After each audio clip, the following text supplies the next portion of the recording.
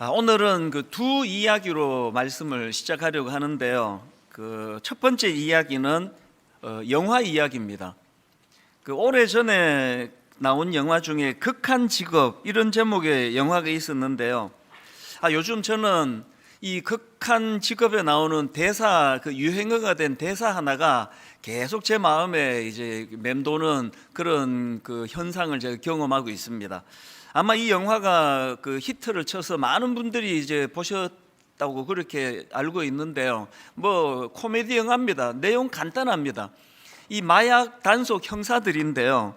이제 그 제보를 받고는 이제 범인들을 잡으려고 이제 잠복 그 수사를 하고 있는 중인데, 그 범죄자들의 아지트를 찾은 겁니다. 그래서 이제 그 범죄자들을 감시하려고 그 건너편에 있는 치킨집을 인수해 가지고 이제 위장 오픈이죠. 위장 창업을 하게 되는데요.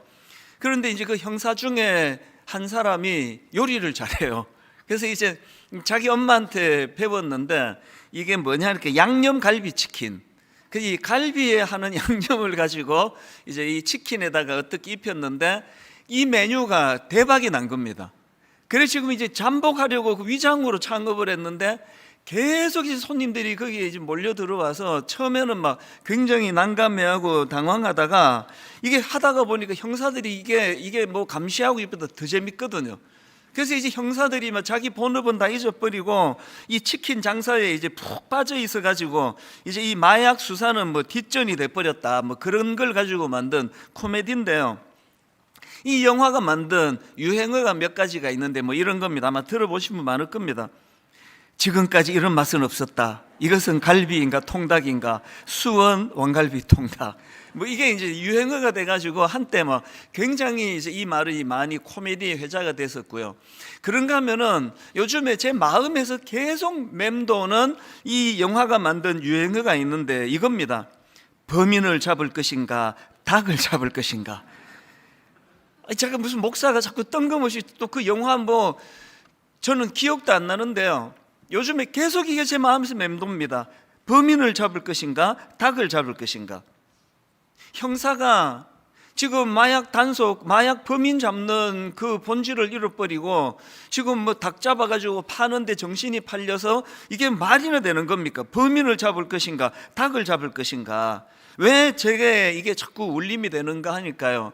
이 영화에 나오는 이 타락한 그 형사들뿐, 나중에는 이제 뭐 일망타진하고 뭐 그렇게 영화가 잘 마무리되지만 이건 누구에게나 있을 수 있는 변질이거든요.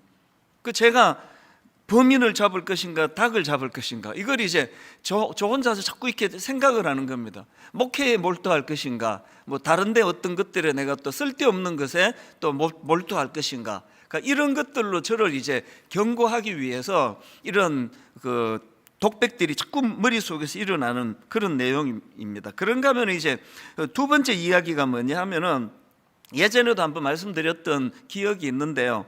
그 미래 교회학자입니다. 레너드 스윗 교수가 이제 이 네 종류의 교회에 대해서 이제 영어로 스펠링 M을 네 가지로 풀어가지고 그렇게 이제 교회가 세월이 흐르면 맞을 수 있는 어떤 위험성을 경고하는 그런 내용인데요. 이제 첫 번째 M이 뭐냐? 미션 처치입니다. 우리말로 하면 사명 중심의 교회. 굉장히 건강하고 또 교회가 세워졌을 때 모두가 같이 꿈을 꾸고, 또 분당 우리교도 그랬습니다. 그저 뭐 비본질적인 그거 우리 신경 쓰지 않고 이 예배와 또 선교와 또 이웃 구제와 이런 사명을 향해 달려가는 그 단계가 이게 미션 처치의 단계입니다. 그런데 이게 세월이 흐르면서 이 건강한 미션 처치가 어떻게 변해가는가 하니까 두 번째 단계가 미니스트리 처치예요. 우리말로 하면 목회적 교회입니다.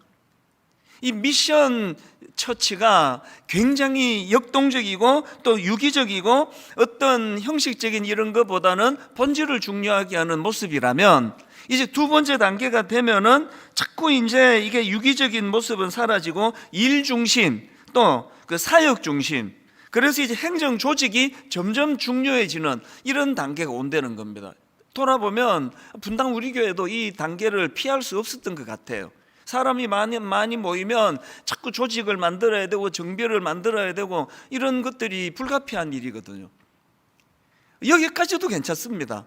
이 시간이 더 지나가면은 이게 어느 단계로 이게 그 변질이 되는가 하니까 메인터넌스 처치라고요. 그 현상 유지적인 교회예요. 이 단계에 이르면은 이제 과거 이야기가 많아져요. 옛날에 우리 교회가 뭐 일만수도 봐서 운동을 했었지. 옛날에 우리 교회가 뭐 복지재단도 많이 하고 막 여러 가지 일을 많이 했었지. 옛날 이야기가 많이 나와요.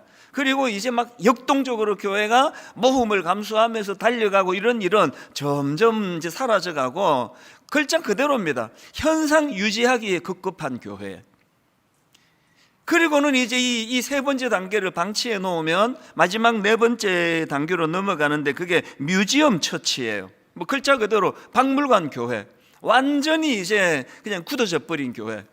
실제로 지금 유럽에 관광을 가보시면은 꽤 많은 그 유럽의 교회들이 또 성당들이 이런 관광지가 돼버린 거는 우리가 다 눈으로 보고 있는 거거든요. 제가 오늘 이 두 이야기를 왜 드리는가 하니까요, 이게 무슨 특별히 타락을 해서 그런 것도 아니고 변질이 되려고 애쓴 것도 아니고요, 인간이란 또 교회란 내버려 두면 저절로 그렇게 된다는 거예요. 그 영화가 왜 히트를 칩니까? 그 말도 안 되는 소재 같지만 그렇게 그 마약 단속하는 일에 몰두하던 그 형사들이 시간이 지나면서 그 치킨집 차려가지고 막 그 재미에 빠지고 하는 이게 사람들에게 공감을 주는 거고, 이 남의 이야기 같지가 않거든요. 그 교회도 마찬가지 아닙니까? 제가 지금 굉장히 마음에 비장하고 또 심란하고 심각한 상태에 빠져 있습니다. 이번에 미국에 집회를 갔더니 만나는 교회들마다 만나는 성도님들마다 1만 성도 파송 운동 이야기를 해요.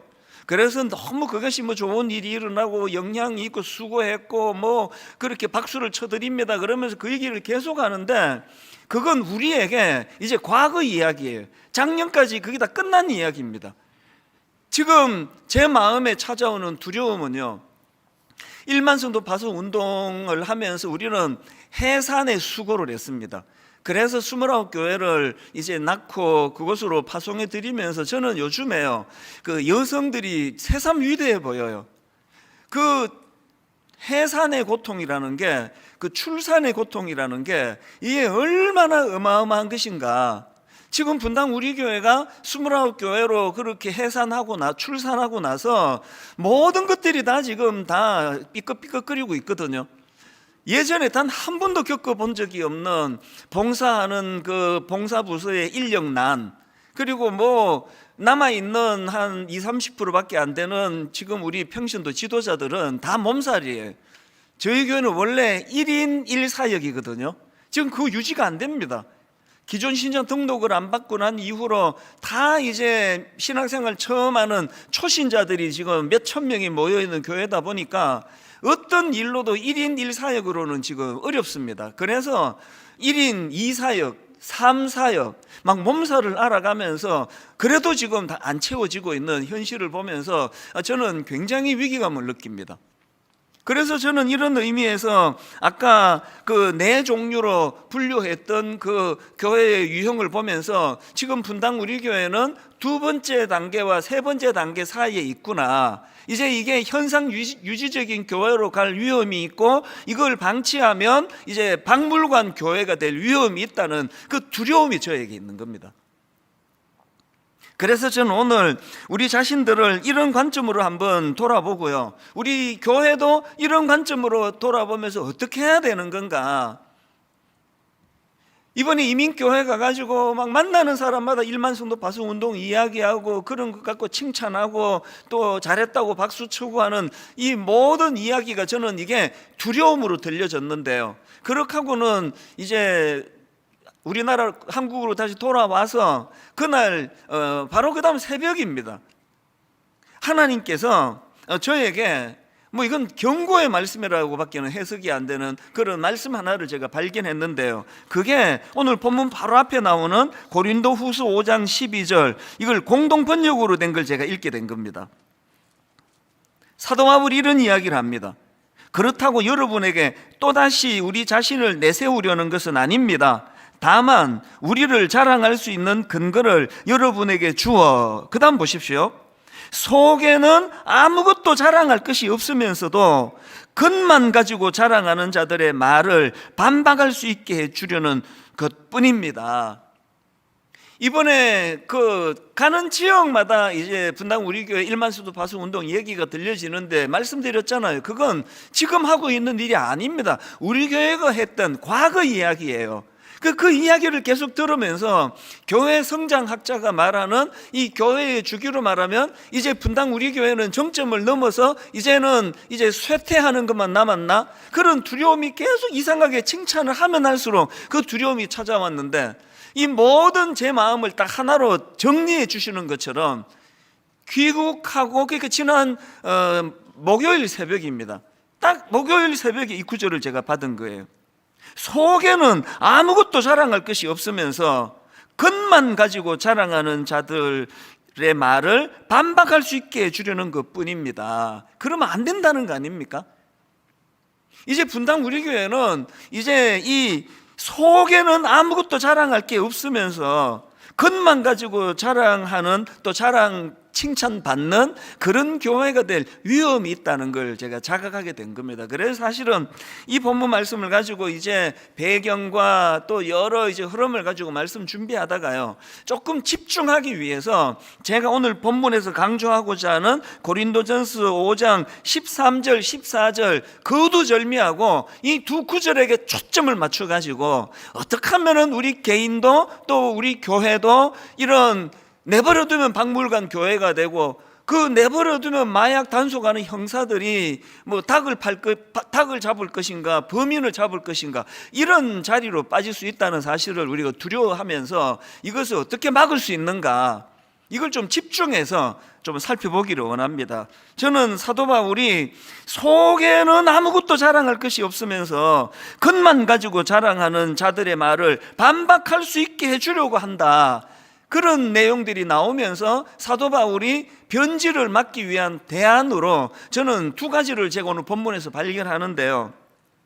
자, 여러분, 그 세월이 흘러도 변하지 않을 대안을 오늘 본문에서 찾아내고 기도 제목으로 삼으시기를 원합니다. 첫 번째 대안이 뭐냐?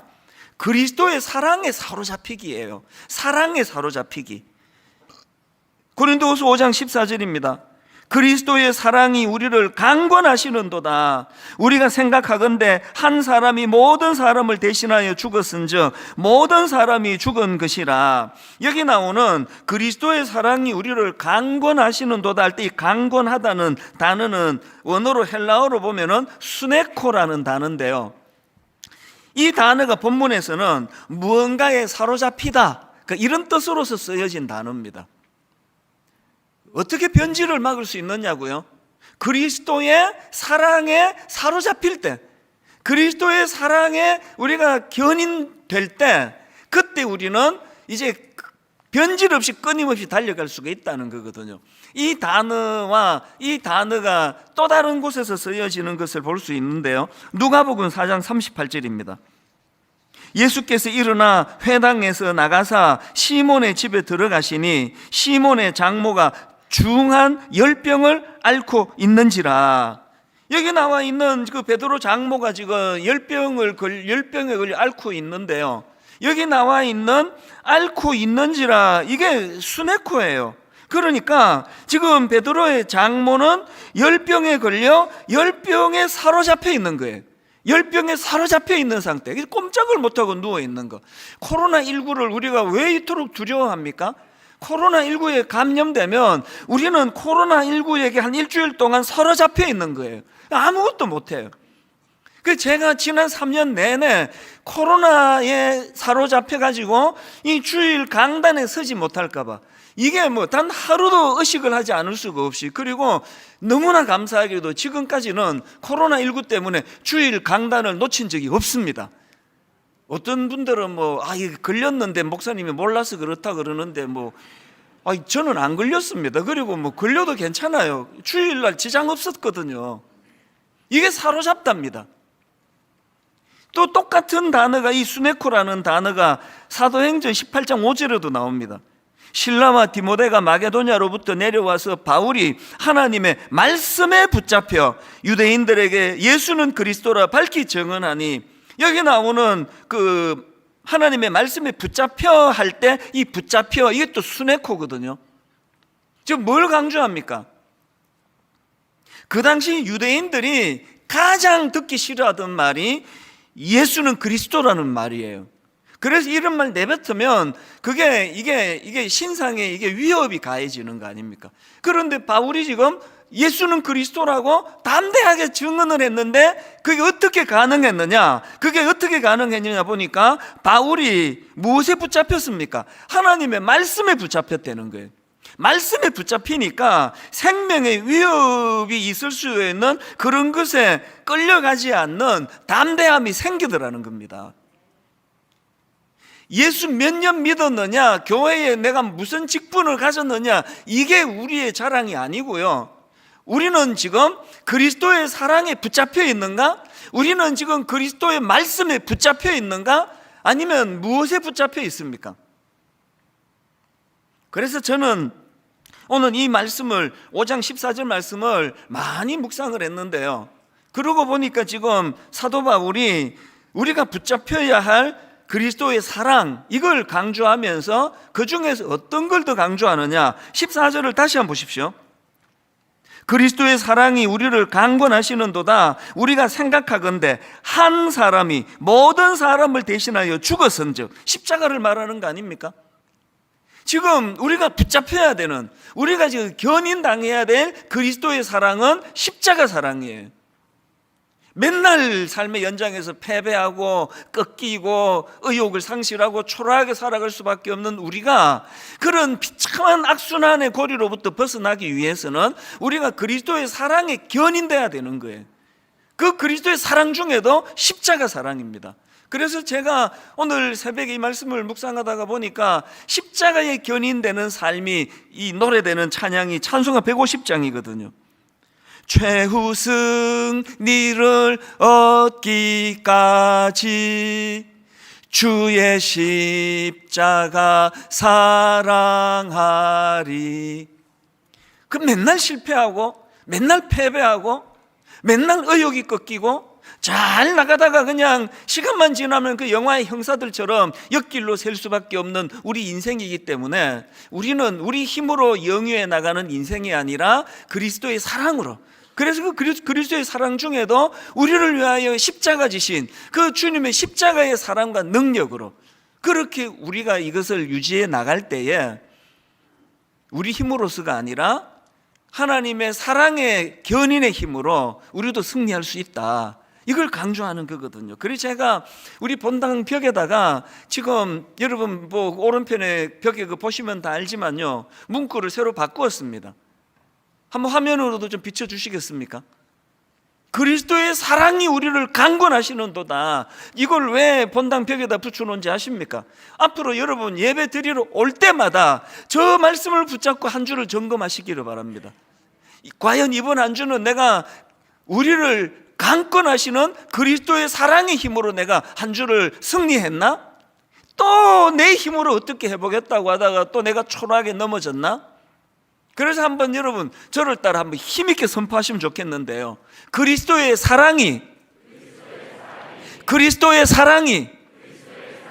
우리를 강권하시는도다. 저는 계속 이 말씀을 묵상해 나갈 것입니다. 오늘 저와 여러분이 내버려두면 시시한 인간이 되고, 내버려두면 옆길로 새고, 내버려두면 박물관 교회가 될 수밖에, 역사가 말해주잖아요. 내버려두면 그냥 현상 유지하기에 급급한 교회로 전락할 수 있는 이 지상교회에 분당 우리 교회가 그런 길로 가는 것을 막아내는데 저와 여러분이 쓰임받기를 원합니다. 우리 모두가 다 힘을 합하여 하나님 미션 처치, 꿈을 향하여 가슴 벅차게. 이번에 미국에 갔더니 어떤 분이 그러시더라고요. 분당 우리 교회 이상해요. 답답한 마음을 가지고 물어 이 분당까지 와서 예배를 드리려고 방문 기간 중에 왔는데 정말 이상해요. 그냥 앉았는데 눈물이 나더라는 거예요. 그냥 앉았는데 아무것도 한 것도 없고 예배가 시작된 것도 아닌데 그냥 자리에 앉았는데 눈물이 나더라고.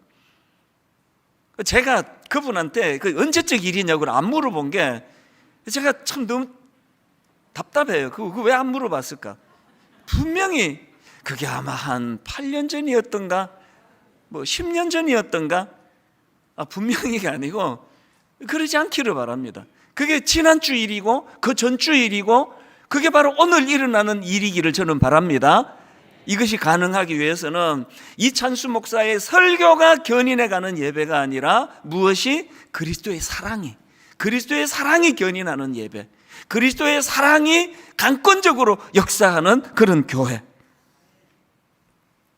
그런가 하면 두 번째로 여러분, 세월이 흘러도 변치 않을 수 있는 대안이 뭐냐? 본질에 집중하는 겁니다. 그게 13절입니다. 오늘 본문 사도 바울이 이렇게 이야기합니다. 우리가 만일 미쳤어도 하나님을 위한 것이요 정신이 온전하여도 너희를 위한 것이니. 이거 집중력을 말하는 거 아닙니까? 그것도 이 본질에 집중하는 거예요. 이게 뭐 치킨을 팔아야 되나? 마약 단속 수사를 해야 되나? 뭐 이렇게 그냥 어정쩡하게 가다가는요, 이거 아무것도 안 되는 거거든요. 제가 몇 달 전에 저의 비장함을 한번 고백한 적이 있잖아요. 골프를 안 친다고. 저는 골프 치는 사람들, 또 골프 치는 목사님들 정죄하지 않습니다. 우리나라도 많이 지금 보편화돼 가고 있고, 그래서 골프 치는 걸 갖고 저는 뭐 나쁘게 생각하지 않습니다. 하지만 저는 골프 치기를 원하지 않아요. 왜 그랬다 그랬죠? 골프가 목회보다 더 재밌을까 봐.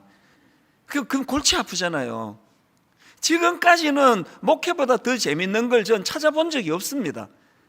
근데 이거 괜히 그 쓸데없는 거 새로 시도했다가 목회보다 더 재밌으면 골치 아프잖아요. 그래서 시작을 안 해요. 이게 나빠서 안 하는 게 아닙니다.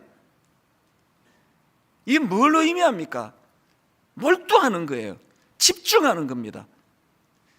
이게 뭐 목사니까 목회하는 일에 집중하기를 원하고요. 우리 장로님들, 권사님들, 뭐 엿새 동안 여러분 직장 생활도 마찬가지지만 주의 교회를 섬기는 일에 그냥 한번 맡았다면 뭐 몰입하는 거예요. 이게 모든 걸 다 그런 겁니다. 제가요 그런 일들을 한번 겪어보니까요, 이게 얼마나 이게 행복을 가져다 주는지 이걸 제가 경험을 하는 거거든요. 예전에 제가 청소년 사역을 할 때 한번 미친 적이 있습니다. 불광불거, 미치지 않으면 미칠 수 없다. 저는 이걸 한번 겪어본 사람이에요. 한번 막 거기에 막 모든 걸 걸고, 그 대신에 이제 부작용은 좀 있죠. 자녀 교육도 어릴 때 뭐 기저귀도 잘 못 갈아주고 목욕도 못 시켜주고, 그래서 한 번씩 걔들이 이야기를 해요. 아빠가 그때 뭐 우리한테 뭐 신경을 안 쓰고 뭐 이런 이야기 지금도 해요. 그리고 또 여러 가지 부작용들은 뭐 좀 없었던 건 아니에요. 그러나 저는 그때 너무 소중한 걸 깨달았습니다. 뭔가 몰입할 때 진짜 무엇에 미쳐야 미칠 수 있다. 여기서 미칠 수 있다는 건 도달할 수 있다는 거 아닙니까? 청소년 사역을 하면서요, 뭐 그냥 애들을 더 알고 싶었을 뿐이에요.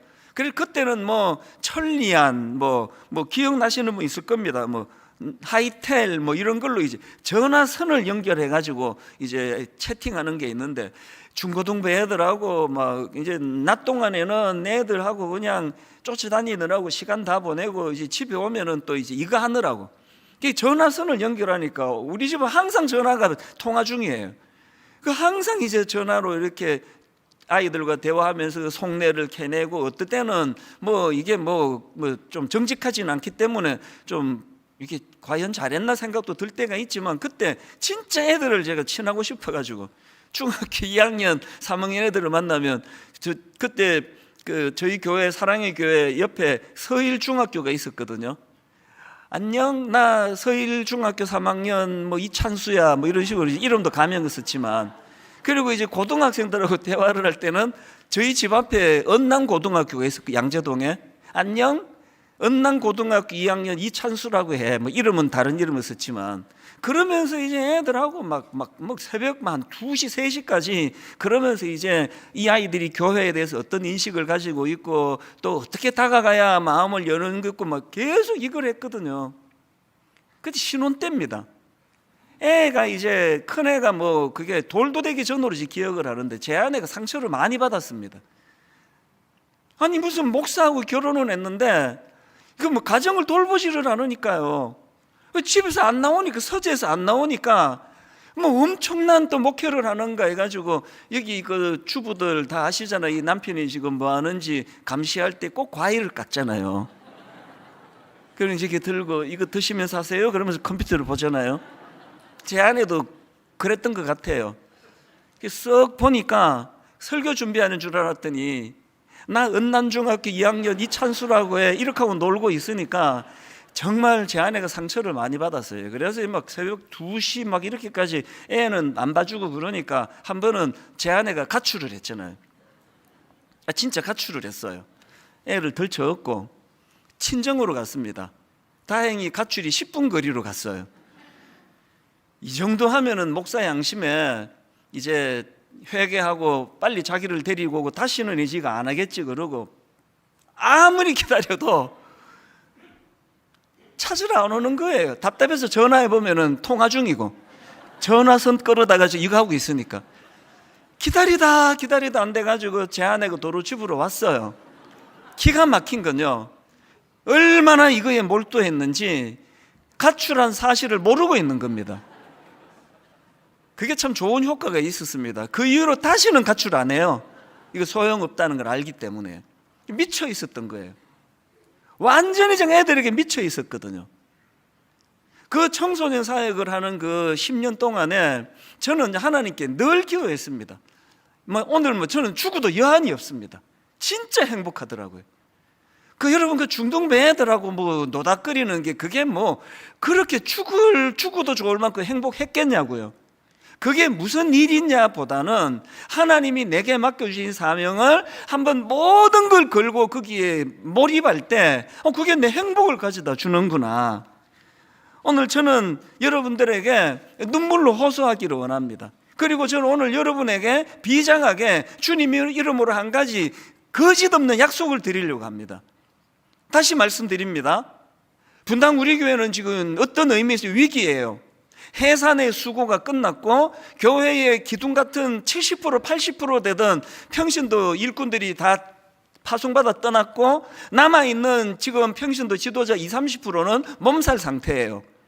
이것도 해야 되고 저것도 해야 되고, 그리고 기존 신자 등록을 안 받은 상태이기 때문에 지금 거의 아무 일도 하지 않는 초신자들이 한 몇천 명이 계세요. 여러분 저는 촉구합니다.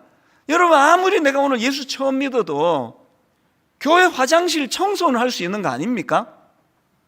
아무리 내 교회 처음 다녀도 교통 정리는 도와줄 수 있는 거 아닙니까? 여러분에게 이것을 촉구하는 동시에 저는 진짜 주님 이름으로 정직하고 순결한 고백을 할 것입니다. 여러분 이제 제 남은 사역이 그렇게 이제 많지 않잖아요. 예전에 비해서. 저는 이제 제 남은 분당 우리 교회 담임 목사 사역을 30대 초반에 청소년 사역할 때 미쳐야 미친다고 하는 그 정신으로 달려갔던 그 정신을 회복할 것을 주님 앞에 약속을 드립니다. 이제 저는 다시 한번 불광불급이에요. 다른 데 눈 돌리지 않을 것입니다. 우리 목회에 집중할 것입니다. 모든 걸 걸 것입니다. 이제 아이들도 다 컸어요. 이제 저는 우리 집 애들 옛날처럼 그렇게 돌봐주지 않아도 다 독립해서 잘 살고 있습니다. 분당 우리 교회가 현상 유지적인 교회, 분당 우리 교회가 박물관 교회, 입에만 담아도 끔찍한 이런 교회가 되는 것을 막는 일을 저와 여러분이 함께 꿈꾸기를 원합니다. 함께 꿈꾸며 달려가기를 원합니다. 그러려면요, 오늘 이 본문 말씀을 놓치시면 안 됩니다. 우리가 마냥 미쳐서도 하나님을 위한 것이요 정신이 온전하여도 너희를 위한 것이니 그리스도의 사랑이 우리를 강권하시는도다.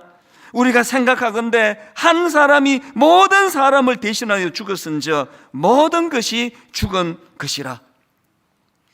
분당 우리 교회는 오늘부터 그리스도의 사랑에 사로잡힌 교회가 되기를 원합니다. 담임 목사가 너무 중요하지 않은 교회가 되기를 원합니다. 담임 목사는 있어도 그만 없어도 그만할 정도로 그리스도의 사랑, 그 중에서도 십자가 사랑에 몰입하는 성도님들이 모인 교회가 되시기를 바랍니다.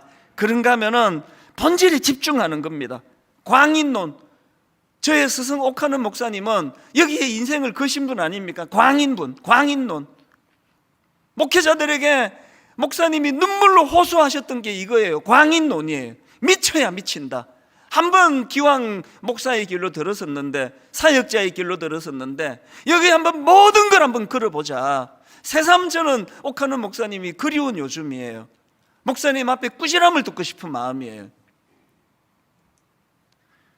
그리스도의 사랑에 사로잡히기, 본질에 집중하기, 한번 그 본질의 모든 걸 한번 걸어보기. 그래서 다시 한번 분당 우리 교회가 퇴행하는, 현상 유지하는 교회, 온통 옛날 이야기, 우리가 말이야 1만 수도 파수 운동을 해냈잖아. 다시는 우리 입에서 자랑하는 차원에서 1만 성도 파수 운동이 거론되지 않기를 바랍니다. 다 지나간 것이에요. 그래서 이 시점서부터 꿈꾸면서 하나님 이제 다시 처음으로 되돌아가, 기독교 그 교회 성장학자들은 교회의 주기가 30년 단위로 그렇게 쇠퇴한다고 그러는데, 하나님 우리 교회는 그런 법칙에 매이지 않기를 원합니다. 한 가지 이야기만 더 드리고 오늘 말씀을 마무리하려고 하는데요. 어제 순장반에서 여기서 출정식을 벌였습니다. 많은 순장님들이 정말 닭똥 같은 눈물을 뚝뚝뚝 흘리면서 결의하는 너무 은혜로운 시간을 가졌거든요. 그때 제가 순장님들께 호소하면서 드렸던 이야기예요. 이번에 사실 미국에 한 주 이제 원래는 집회만 마치면 이제 갔다 오고 뭐 그 사이에 잠깐 이제 어머니 뵈러 가는 게 제 일정이었는데요. 이번에 당회에다가 부탁을 했습니다. 집회는 2주지만 한 주를 좀 휴가를 주실 수 없느냐고. 왜냐하니까 지난 연말에 저희 어머니가 위독하셨어요. 이제 체온이 이제 계속 떨어지고 있고, 또 요양병원에서도 어쩌면 그 준비해야 될지 모르겠다. 이게요, 송구 영신 예배 드리기 전에 이틀인가 3일 전 이야기예요. 그래서 이러다가 어머니 임종도 못 뵙고 제가 이 한이 맺히면 안 되는데, 그리고 이제 우리 아이들도요, 계속 자기들이 이제 할머니 못 뵌 지 오래되는데 할머니 뵈야 된다는데, 이제 계속 비행기 값 떨어질 때까지 기다리라. 비행기 값 떨어지면 같이 가자. 그 이번에도 사실은 집회로 저 혼자 가려고 계획을 다 잡아놨었는데요. 이제 할머니가 이제 위독하다 그러시니까, 그래서 아이들은 이제 막 격려해서 그렇게 가는 걸로 이제 같이 갔습니다.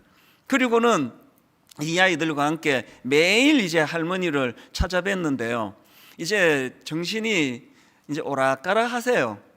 그래서 딱 이제 어느 첫날이었던가요? 둘째 날 딱 뵈러 갔더니 갑자기 뜬금없이 저보고, 너 판사니? 그래서 되게 당황했습니다. 그 얼떨결에 목사인데요. 또 어떤 날은 어머니가, 또 제가 또 이제 시카고에서 목회하는 줄 아세요.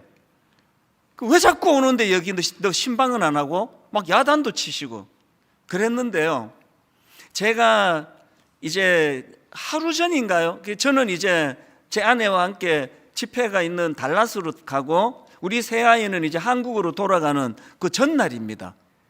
어머니가 근래에 최고로 정신이 맑으실 때예요. 굉장히 정신이 맑으시고 또렷하게 모든 걸 다 분별하시던 그날인데요. 뜬금없이 어머니가 갑자기 저보고 이상한 말씀을 하시는 겁니다. 갑자기 저보고 하시는 말씀이, 너 대장 노릇 하지 마라. 또 어머니가 또 지금 뭘 착각하셨나 그런 생각을 했는데 그게 아니에요. 너 대장 노릇 하지 마라. 그 다음 말씀이 이 말씀의 의미가 뭔지를 깨닫고 뭉클하게 만들었는데요. 너 대장 노릇 하지 마라 그러시더니 두 번째로 저에게 주신 말씀이 이겁니다. 성도들 불쌍히 여겨야 된다. 성도들 얼마나 불쌍한지 아니? 저희 어머니는요, 요 근래에 침대에서 내려오신 적이 없습니다. 코로나 이후로 병원에만 계시는 분이에요. 그런데요, 너 성도들이 얼마나 불쌍한지 아니? 그러면서 성도들의 삶의 정황을요 막 여러 가지 이야기를 하시는 겁니다. 성도들이 얼마나 먹고 사는 게 힘드는지 아느냐부터 해가지고 성도들 얼마나 불쌍한지 아니? 성도들을 불쌍하게 여겨야 된다. 그리고는 마지막 세 번째 말이 너무나 저를 뭉클하게 했습니다.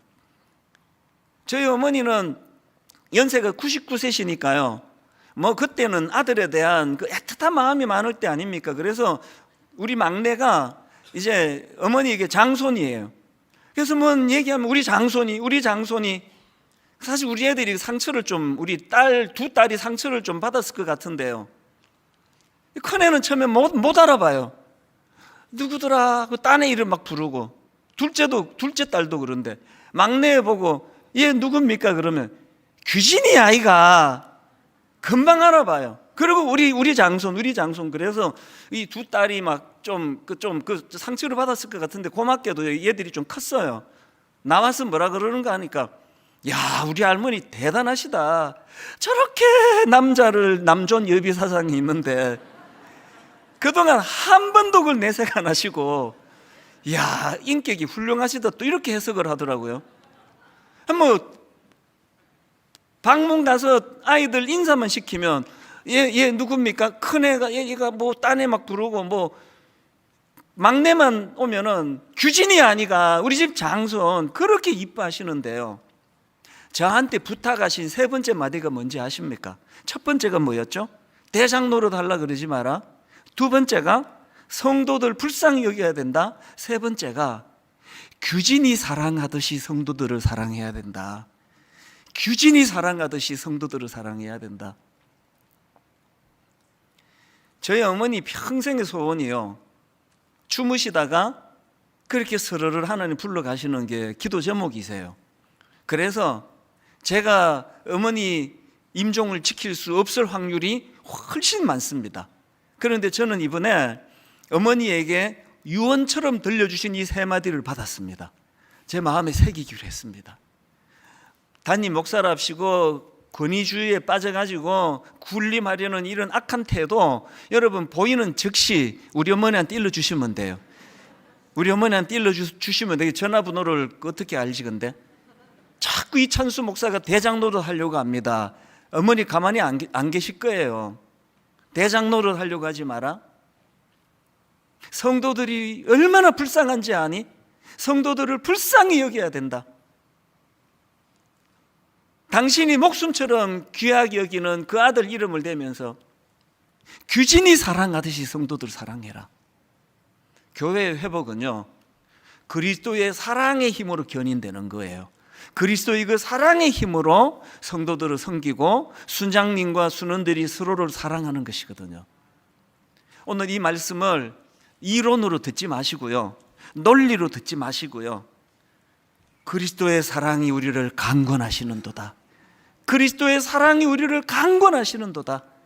내 삶 속에서 그리스도의 사랑이 내 인생을 견인하는 능력임을 삶 속에서 맛보고 누리시고, 그것이 교회의 부흥으로 연결되는 아름답고 복된 성도님들 되시기를 주님 이름으로 축원합니다.